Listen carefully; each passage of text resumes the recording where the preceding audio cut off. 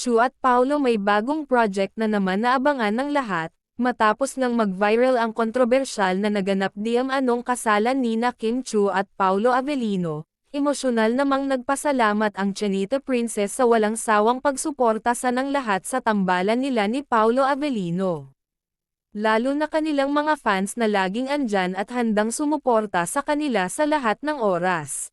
At sa pagtatapos nga ng seryeng What's Wrong with Secretary Kim, pinag-uusapan naman ngayon ang bagong aabangan ng lahat, ang upcoming serye nina Paolo Avellino at Kim Chu na mag-uumpisa na rin di umano ng shooting bago matapos ang buwan ng Mayo. Hindi talaga natatapos ang pakilig ng Kim Pao, kaya ang lahat ay tutok na tutok at abang na abang sa mga susunod pang kaganapan.